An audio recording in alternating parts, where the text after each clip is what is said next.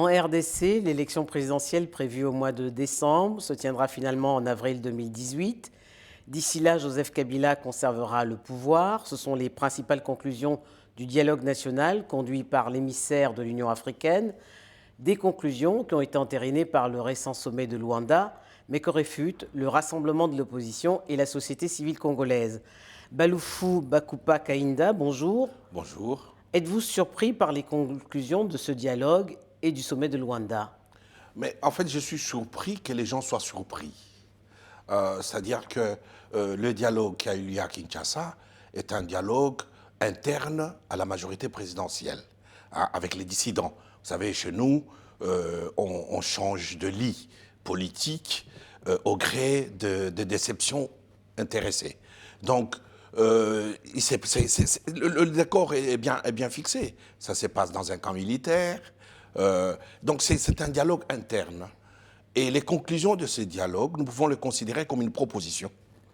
Une proposition, d'ailleurs, les tenants de cet accord disent qu'ils vont respecter la Constitution. Donc, la Constitution, c'est quoi? La Constitution, c'est les liens fondamentaux, les liens suprêmes entre le gouvernant et le peuple. La Constitution représente le peuple. Est-ce que ce dialogue a eu lieu avec le peuple? C'est un dialogue interne. Donc, il reste encore, je pense, du chemin à faire. Quant à Luanda, ça me fait penser à cette phrase de Patrice Lumumba dans sa dernière lettre, quelques jours avant son assassinat, où il disait « Ah, le Congo, notre pauvre peuple, dont l'indépendance est transformée en une cage d'où l'on nous regarde du dehors, tantôt avec une compassion bénévole, tantôt avec plaisir et joie. » Et je crois qu'à Luanda, certains ont bu du petit lait avec compassion bénévole, mépris, même du mépris. Parce que je pense qu'il y a autour de ça beaucoup de mépris. Les Congolais ont perdu du respect. Hein.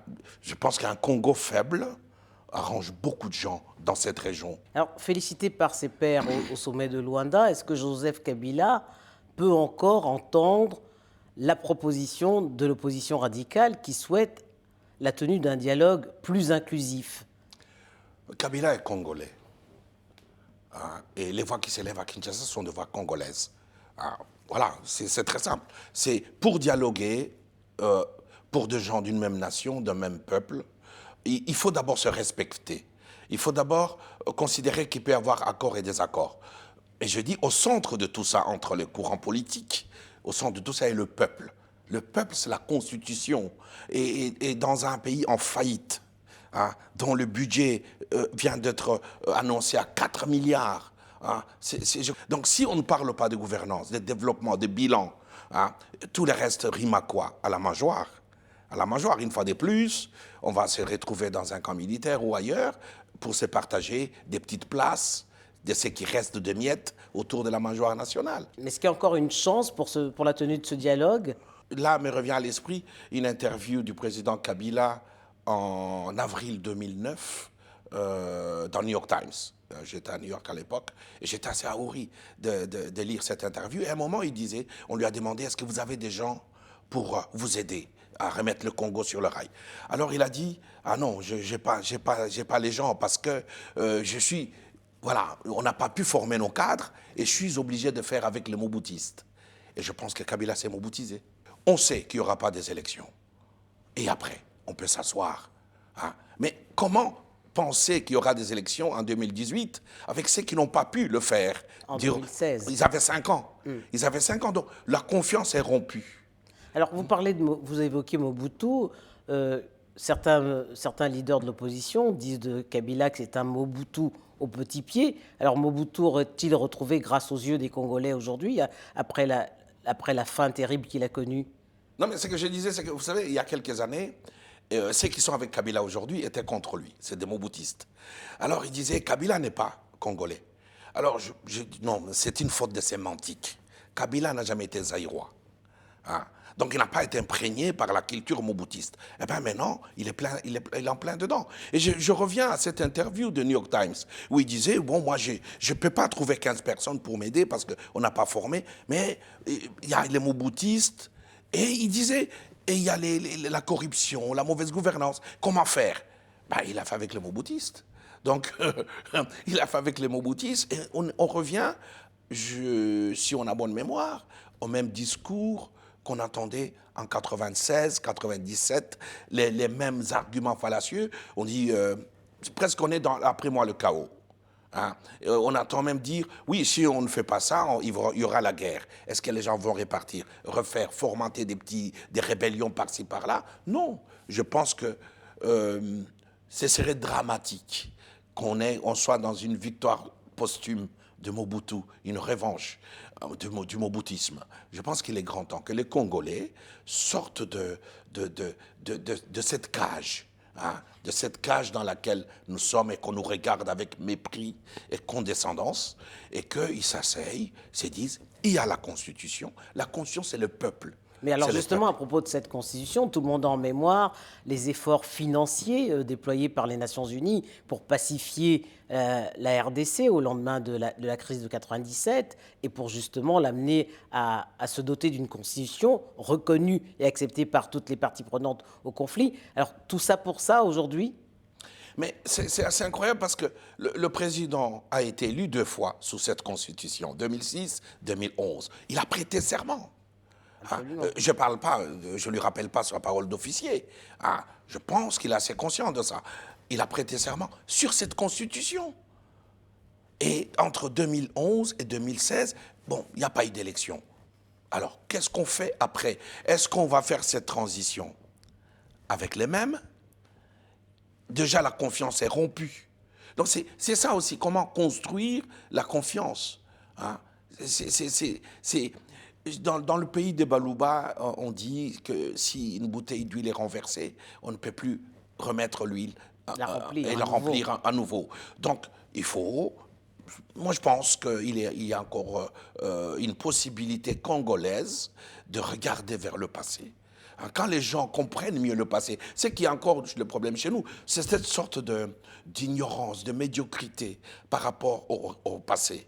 Si nos politiciens savaient regarder le passé, s'inspirer des erreurs du passé pour ne pas les reproduire. Et d'autant plus qu'on est dans un pays, je ne vais pas parler ici ni de mystère, ni de métaphore, mais nous avons un cadavre sans sépulture, qui est Lumumba, qui plane comme ça, comme si ces cadavres assombrissent l'horizon. Hein, on n'a rien fait pour Lumumba.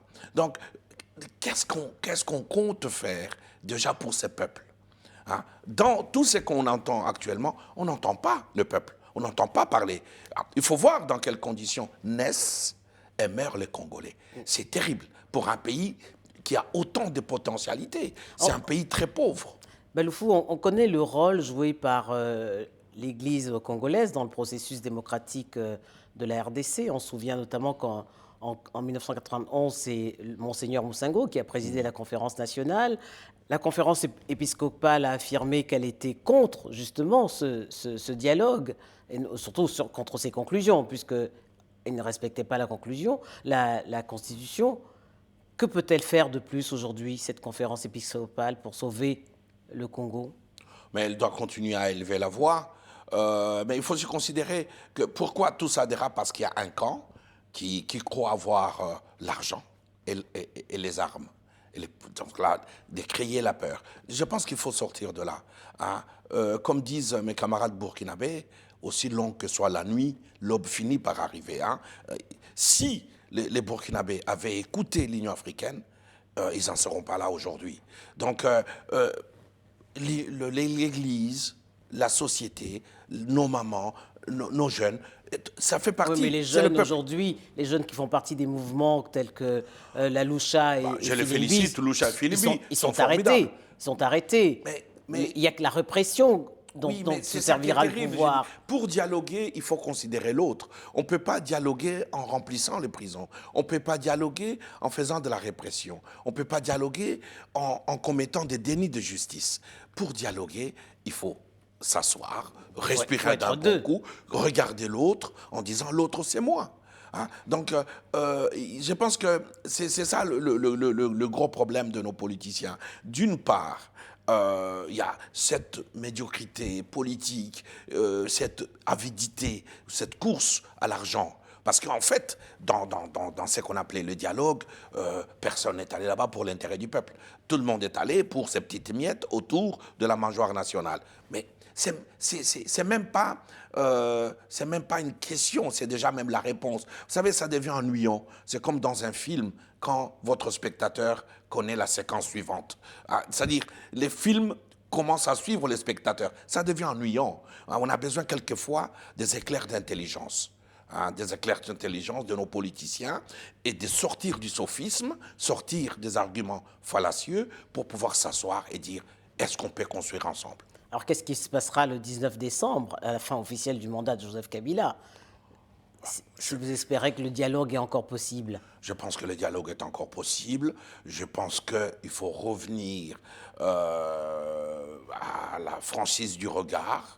Il n'y a pas des gens qui ont inventé le Congo. On ne peut pas dire, il y a une partie qui dit, moi j'ai créé le Congo, c'est ma petite plantation. Non, non, je pense, ça me rappelle un personnage d'un de mes films dans Juju Factory, l'écrivain qui raboue son éditeur et lui dit à l'éditeur, écoute, tu as une chance, tu peux devenir gardien de plantation ou politicien congolais. Et l'éditeur raboué sort dans la rue en chantant politicien congolais, et il rêve de remplir des prisons et de s'entourer de belles filles. Donc il faut qu'on sorte de là. De cette image désagréable des politiciens congolais. Il y a dans ce pays des hommes et des femmes intelligents qui aiment leur pays. Qui sont prêts à les construire. Donc on ne peut pas continuer comme ça, depuis 56 ans, depuis l'indépendance, à voir ces peuples souffrir et manquer du minimum. La misère qu'il y a au Congo est terrible. C'est incroyable de voir ce qui se passe aujourd'hui, de voir la paupérisation de tout un peuple, alors qu'on a des politiciens qui se tirent dessus, voilà. Donc je pense que les politiciens ne prennent pas encore l'ampleur du ras-le-bol du peuple. Ce n'est pas un camp contre l'autre, c'est le peuple qui est propriétaire de cette constitution, qui dit « il y en a marre ». Il y en a marre. Donc, les jeunes, Filimbi, Loucha, que je salue, doivent savoir, parce qu'on a l'habitude d'entendre en Afrique dire les jeunes, c'est l'avenir de demain. Déjà, c'est une fausse phrase. Si l'avenir, c'est déjà ce qui est à venir, il n'y a pas d'avenir de demain. L'avenir, c'est aujourd'hui. C'est aujourd'hui. Donc ces jeunes disent ceci, nous voulons que l'avenir soit aujourd'hui. Ils ont des choses à donner, ils aiment leur pays, ils veulent que leur pays se développe et se construise. Et une société qui peut construire en démocratisant est une société d'avenir. Balfou, merci. Merci beaucoup.